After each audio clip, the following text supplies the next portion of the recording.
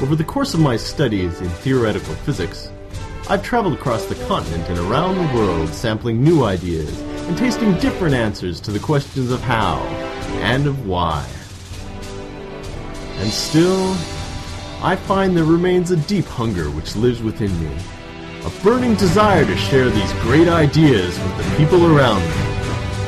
And so, I have assembled a team of some of the greatest, most lucid, most creative minds I've encountered in my travels. And I call them my Titanium Physicists. You're listening to the Titanium Physicist Podcast, and I'm Ben Tippett.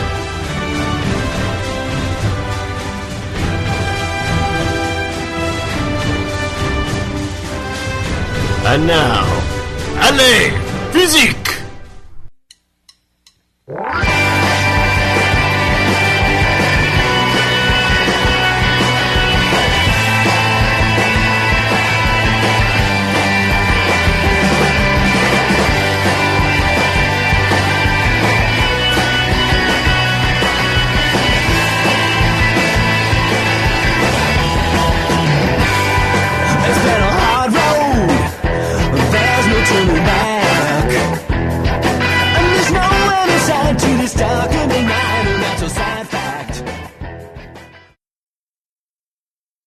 In December 2011, NASA scientists made an amazing announcement. The Kepler space mission discovered a planet orbiting a star roughly the size of our Sun. Now, the planet they named Kepler-22b is about 2.4 times heavier than the Earth.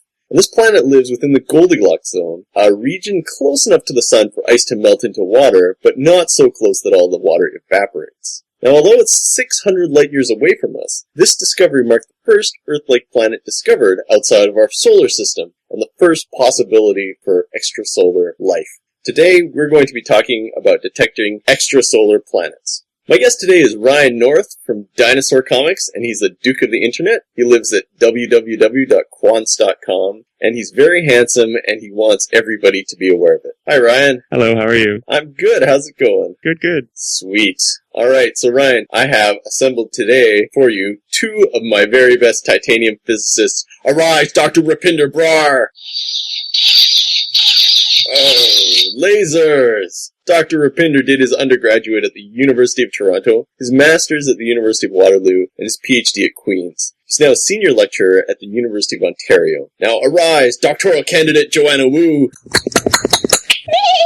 Oh, wow. That's amazing. Hey, how'd that horse get in here? Joanna did her undergraduate at UBC and then her master's at the Hebrew University in Jerusalem, where she's now doing her PhD. Alright guys, let's start talking about planets around stars that are far away and how we can see them. Well, I think the first thing to do is put into context what a difficult problem this is. So, the first planet discovered outside of our own solar system, outside of the 8 or 9 in our own solar system, was only discovered in 1995.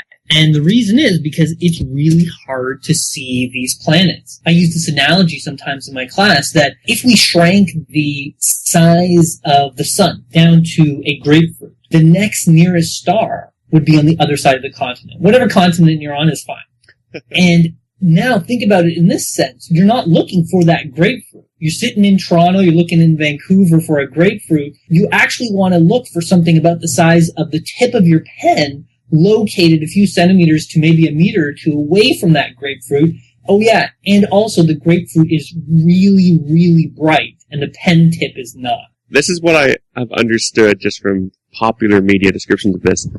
And tell me where I'm wrong, because I'm probably wrong. When you're doing this task to find a planet, if I understand it, there's two things you can look for. One is wobble in the star, slight wobble for the planet, sort of pulling it left and right as it goes around.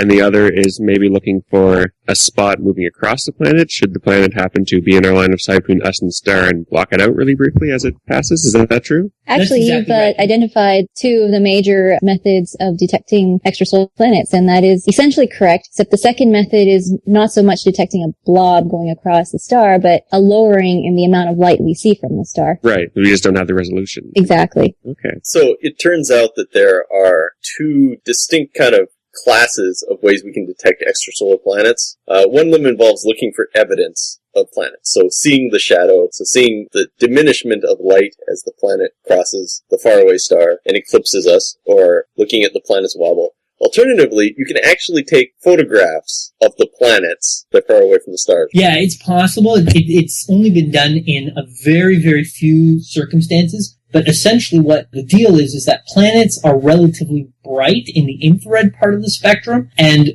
typical stars are actually quite dim, relatively speaking, compared to their brightness in other parts of the spectrum. And so if you have those circumstances, as well as a star that might not be too bright and planets that are very, very big and very, very far away from their host planet, you can possibly take a picture of that planet, but it's rare. So it's no accident that the first sort of faraway Earth-like planet we found is so enormous. It was 2.5 times the size of us, right? This is actually one of the smallest planets we've ever discovered. And really? It turns out that each and every method that we've come up with to detect planets around other stars are biased towards big planets. In fact, usually they're biased towards big planets that are close to their parent star. And so if you look at the overall number of confirmed planets now, we've discovered, let's see, what was the last count here? 725 confirmed planets outside of our solar system. The vast majority of them are Jupiter-sized or even larger than Jupiter. And for at least a short while, one might suspect that that means that mostly planets aren't like our solar system, that probably our solar system's a little strange, and that, in fact, we see a lot of larger planets closer to their parent star than we see here in our solar system. But what we're starting to see actually is that it's a bias. It's a bias of the techniques that we've been using so far, and that actually maybe our solar system, might be typical. And these discoveries that we've made so far are the strange ones. Right, because we're picking the low-hanging fruit, which is the giant, comparatively easy to spot planets. This planet, this one we're talking about, it's Earth-like. We're saying that because it's in this Goldilocks zone. Is that the only reason we say it's Earth-like? Because it's in the right spot? And its mass has something to do with it as well. So, it's classified as what we call a super Earth, which, it's an unfortunate name. So it's like Krypton. Exactly. It's exactly Krypton. It should just be called a fat Earth, really. And so it's in a really interesting spot because it's a couple of times larger than the Earth, and we don't have a comparison planet because it means it's significantly larger than the Earth, but significantly smaller than Neptune. And so what kind of planet lives between those two sizes? We actually don't have a good sense of what this planet is going to be like. But what we do know is that it is a distance away from its parent star that probably means that the average temperature on the surface of the Earth is about 20 degrees Celsius, which is nice. Yeah.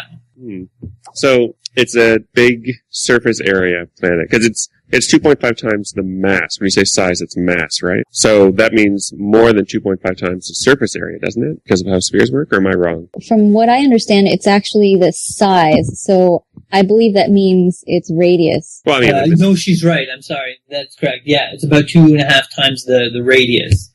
Right now, the mass is unknown due to the way that they detected the method, which is called the transit method. Essentially, what happens in this case is we've got a telescope, and in this case, it's the Kepler spacecraft, which is specifically designed to go into outer space and look at thousands of stars in the Milky Way at the same time. And it just sits there. It just sits there, staring at these stars, waiting for some sort of fluctuation in the brightness of the stars. And it'll try to detect that fluctuation and see if it corresponds to essentially a circle going in front of the parent star, i.e. a planet, the brightness of that planet going down and then coming back up as that planet finishes its transit of the star. With that amount of information, we have a good sense of how large the extrasolar planet is. But we won't actually get solid mass information until we use the other concept, which is what astronomers would call the radial velocity method or the Doppler method. Before I get into that, I wanted to explain why Kepler, for example, is looking at hundreds of thousands of stars. And one of the reasons is because planets are going to be orbiting their stars at random angles with respect to the Earth. Yep. So very few of them will end up oriented in such a way so that the planet passes in front of the star with respect to Earth. So, in fact, if you just do random geometry, less than 1% of planets will be crossing in front of the star. So you need to look at hundreds of thousands of stars in order to get such a pattern of dimming of starlight. Is there a way to fix that? Like in the future, can you imagine, are we always going to be stuck with just knowing that there's only this 1% of planets we There's hope to see with this? no way to fix that using this method. But the other methods that we have to detect extrasolar planets should get better and better as technology goes on. But using this transit method, we'll never be able to get that 99.5% of geometries of solar systems that are just oriented the wrong way. Okay, I'm glad you had something there, because I realized I was asking a question. So, it was a really dumb question to ask, because if we knew a better way, we'd be doing it right now. Yeah, and I mean, we can't change the orbits of the planets that are out there. Not yet. Not yet, no. We might be able to beam a graviton beam or something, you know, like from a deflector dish from Star If Trek. we could invert the But anyway, flow, that might help. tachyon. Anyway, sorry, go on. Anyways, about the radial velocity method, that is a method actually that you can use to detect planets that are not necessarily going in front of the star. And what it involves is it uses what's called the Doppler effect. It's basically detecting the velocity of the star away and towards us, using the light from the star. You can see if it's, if the wavelengths get longer or shorter, and then you can measure the velocity. Now, why would the star itself be moving away and toward us? Well, that's a good question, because normally we would expect a planet to be going away and toward us when it goes around the star. But actually, the star itself wobbles slightly because the entire star-planet system goes around the center of mass of the system.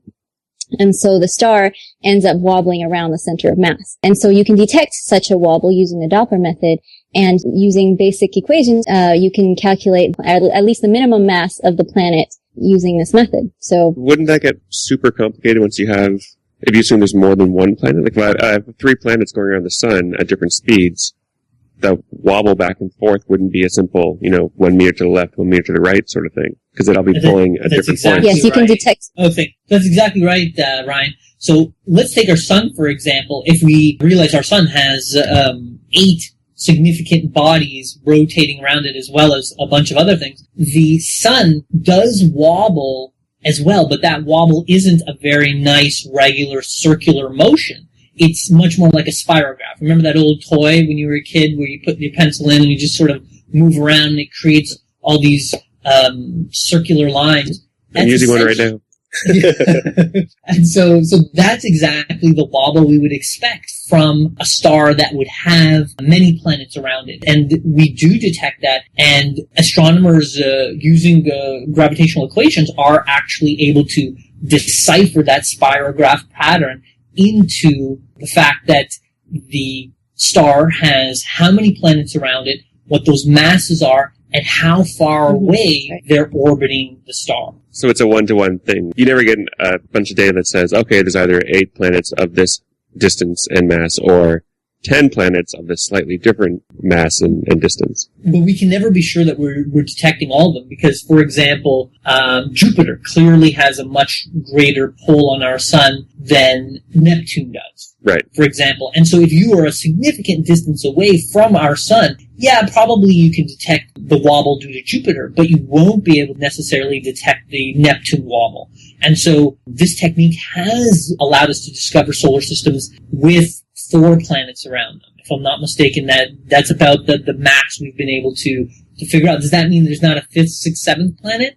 No, it doesn't necessarily mean that. But this is another great example of that bias I talked about earlier. What kind of wobble are we going to detect with our technology? I mean, a technology we've only had now for 15, 16 years. It's going to be the big, fat planets that are very, very close to their stars. They're the ones that are going to create the biggest wobble. We classify these planets, we call them hot Jupiters, which is a bit of a mystery themselves, because we're used to tiny little planets being close to our sun and really big fat planets being far away from our sun, right? Like Mercury and Mars, Earth and Venus are tiny compared to Jupiter, Saturn, Neptune, and Uranus. But what we've started to discover is a lot of planets that are Jupiter-sized or greater that actually live closer to their star than Venus or even Mercury, if you can believe it. I was just going to mention one of the disadvantages to the radial velocity method is that we don't actually know at what angle the planet is orbiting the star with respect to Earth. So we don't know if it's right in front of it or if it's orbiting almost around the poles, with respect to us. And so then that's why you can only calculate a minimum mass. You can't calculate its exact mass. Now, when you combine that method with the transiting method, now the transiting ones, we know which angle the orbit is. They're passing in front of the star with respect to us. So then you can nail down its exact mass. And so often people will combine the two methods to nail down more of the properties of the planets we're looking at. That's really cool. And so it's amazing we've you can do so much with this little information. Sorry, go on. Except we've left out one important parameter that is also possible to detect. So let's say we can figure out the radius of these planets, we can figure out the mass of these planets, we can figure out the distance from the star, and therefore the temperatures of these planets. We can also figure out density, right? Because density is just a combination of mass and size. And therefore, if we know the density, then we know what they're made of. So we're like, wow, we know so much about these planets. But the last bit of information that is actually possible to get out of these techniques, it is very, very rare, is to figure out the atmospheric composition of the planet. Mm-hmm.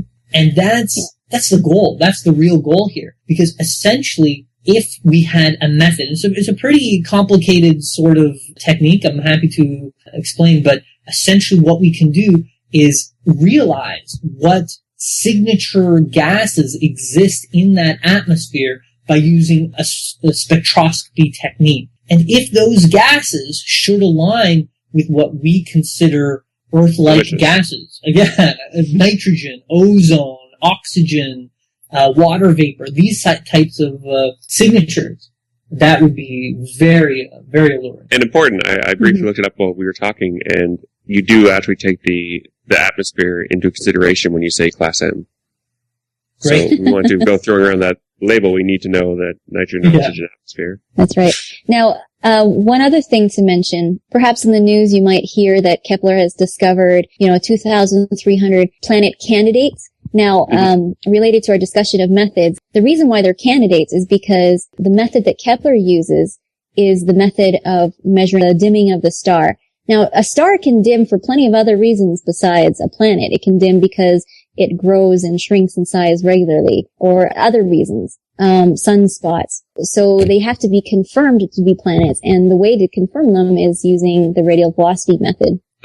This was just an aside. Suns can grow and shrink in size regularly? Yeah, for example, they're actually called Cepheid variables, and there are a few of them that you can see with your naked eye. I don't think you can tell the difference between their light.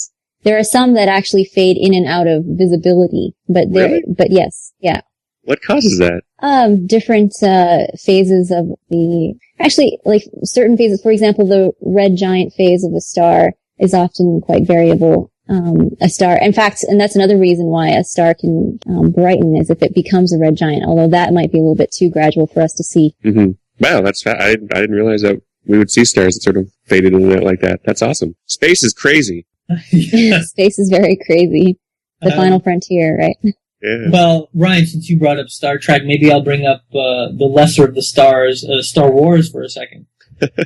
If you remember at the start of Star Wars, where Luke is on Tatooine, and Tatooine has 2 stars, or 2 suns, I should say. For the first time ever, scientists actually have discovered planets going around binary star systems. And this is a very surprising and interesting result. Essentially, we assume that the gravitational interaction of the 2 stars would create too unstable an environment for these planets to exist. But there has been a confirmed detection of a planet going around a binary star system. So Tatooine exists. Another aspect I wanted to mention about the 2 methods, I think it's pretty clear why is it that we tend to see the bigger ones, because, they make the bigger wobble, or they make the bigger black spot on the star, meaning it dims more. But why is it that we tend to see planets that are really close to their stars? And if you think about it, that's actually quite simple. The reason is because if they're closer to the star, will have a shorter orbit. And we need to observe the planet for a few orbits before we can get a good, accurate measure of its properties. That's why we've only detected, up until Kepler, only, planets that are close to the star. And so Kepler's mission is to find Earth-like planets.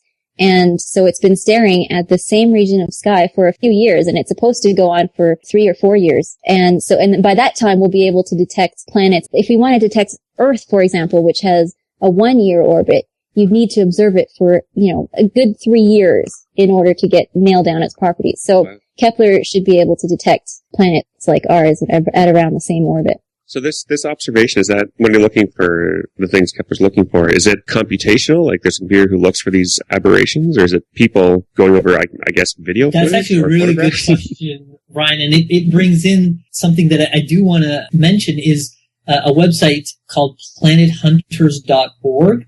So essentially what is done with these data that's coming from the satellite is they're run through computer systems. So essentially algorithms that are designed to look for the telltale signs of planets. But it turns out that this data eventually is also available to everyone. Anyone in the world can look through. I think it's after about 18 months they've had the data. They allow anyone to look through it, and regular amateur astronomers, citizen scientists, if you will, have actually discovered a few of these planets now. They were able to find them in the gigabytes of data that this algorithm was not able to pick them out. And so it's actually really exciting because astronomy has a very long history of amateur contribution. Amateur astronomers have made huge contributions, whether it was to do with pulsars, all kinds of stuff.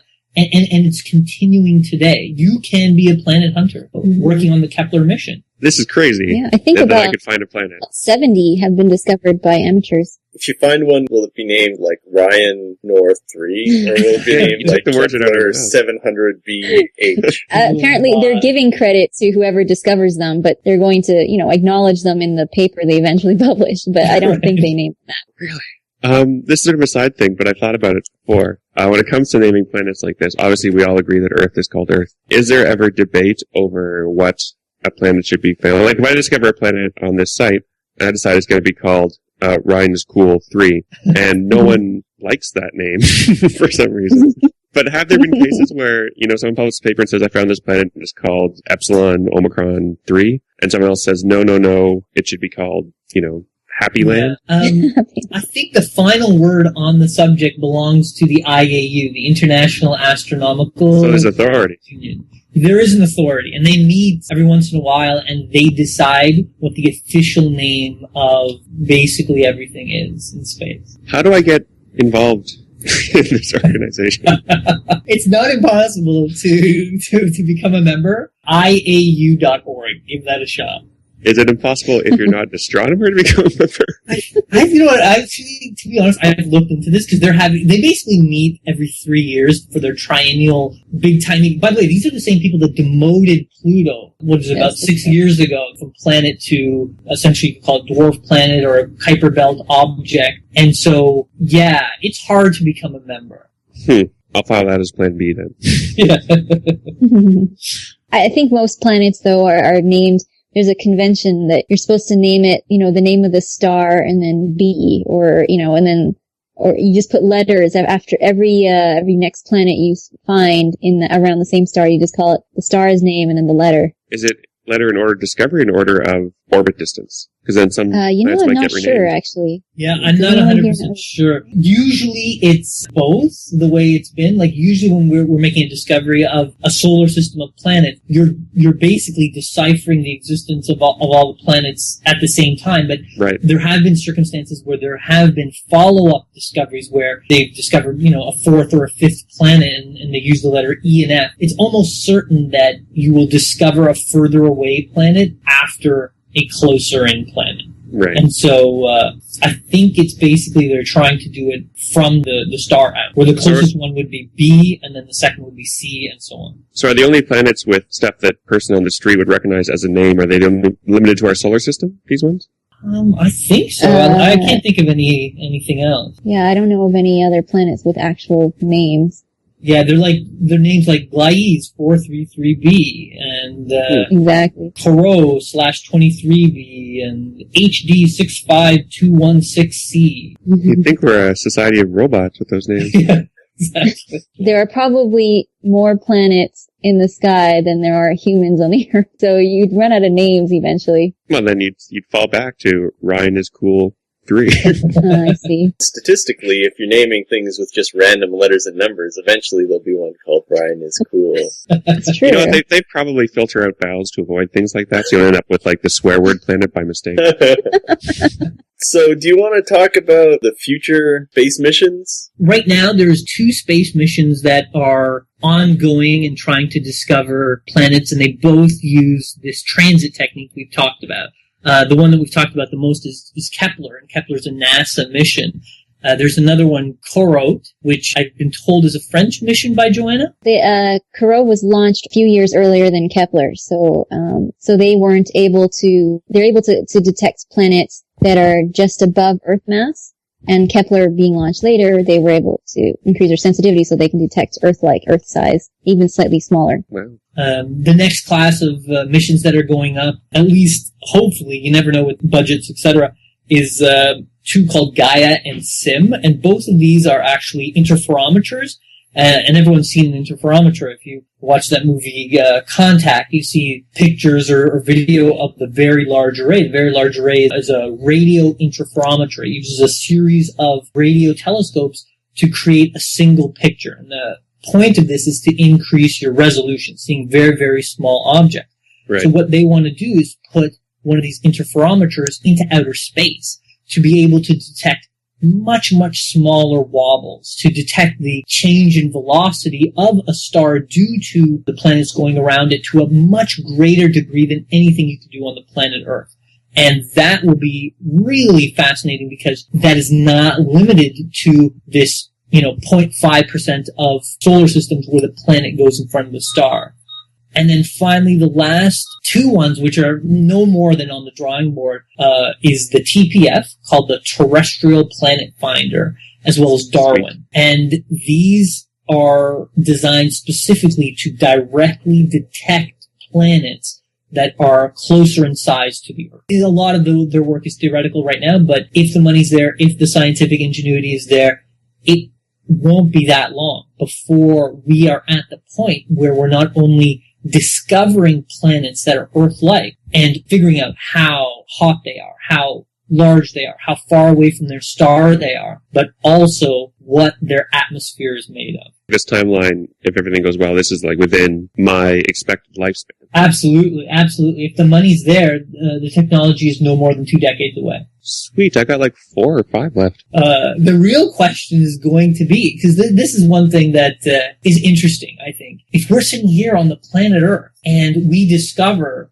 a planet similar to Earth that has atmospheric signatures like Earth, well, one thing that we should know is that the atmosphere of Earth is the way it is because of the life on Earth. We and the plants and the animals have altered the atmosphere of the planet Earth to be what it is today. If we see these same life signatures in another planet, but that planet is 1,000 light years away, what do we do? What does that mean? How do we react to something like that? That's really cool. Alright, well that should sum it up. That was really interesting. I hardly had to say anything. So, thank you, Joe and Rupinder. You have pleased me. Your efforts have borne fruit, and that fruit is sweet. Here is some fruit. Rupinder, you get a banana, because it looks like the moon. And Joanna, here's some star fruit for you. Way to go. Oh, why, thank you. Wow. I'd like to thank my Nice guest. star fruit. I'd like to thank my guest, Ryan North. Thank you for coming on the show. My pleasure. Yeah, Thanks for talking to me. that was really fun. Everybody, you can email us at barn@titaniumphysics.com, or you can follow us on Twitter at titaniumphysics. You can visit our website at www.titaniumphysics.com, or look for us on Facebook. If you have a question you'd like my titanium physicist to address, email your questions to tiphyter, T-I-P-H-Y-T-E-R at titaniumphysics.com. If you are a physicist and would like to become one of my titanium physicists, email physics@titaniumphysics.com. We're always recruiting. The Titanium Physicists podcast is a member of the Brachiope Media. If you've enjoyed this show, you might also like Science Sort of or the Weekly Wienersmiths, so check them out. The intro music is by Ted Leo and the Pharmacists, and the end music is by John Vanderslice. Good day, my friends, and remember to keep science in your hearts. Angela, don't be mad. There's something I gotta tell you, dear, before you come back here. I lost your bunny. I let him out of the cage. He was eating spring mix on the carpet. Jumped through a window out into the haze. Hopped down Magnolia Boulevard. No way he'll survive. So would you, and I ask this in all seriousness, would both of you be comfortable to classify this planet as Class M? I don't think so. If we're using the classical definition of Class M, I assume from Star Trek, is this where we're getting? Yeah, unless there's an actual scientific class M. No, I think No, the not at all. gravitational pull is way too high for one thing. There's no way that Picard would be able to handle the gravitational Data. Yes, but that's I different. hadn't even thought of that. That's true, right? There'd be higher gravity because of the higher mass of the planet. Yeah, and probably the atmosphere composition is going to be quite different as well. Mm-hmm. Well, I mean, this is just off the top of my head, but I'm not sure Class M specifies gravity. I think it just means sort of Earth-like, and I guess the gravity doesn't make it Earth-like. Again, I should apologize. We're talking actual science, and I brought it back to Star Trek. No, Really. I'm not familiar with the actual definition of Class M. Very few people by are, Star Trek because it's not standards. practical knowledge. And many astronomers get their start in Star Trek, so continue the line of question. Sorry, Apparently, there's a species on Star Trek that lives on lighter gravity, so they definitely wouldn't be able to live on this planet. So maybe I can flip this around and ask you both, as people who are actually, real astronomers, real space people, whenever there's something that shows up like this that can be mapped onto Star Trek or Star Wars or Firefly or some other science fiction spacey show, is it tiring to sort of get those calls from the media saying, hey, we want to have someone mention Star Wars for us now, please? Like, does that happen a lot? 'Cause I feel like it happens a lot. I'm actually a big fan of Star Trek, so I don't mind at all, actually. We should talk.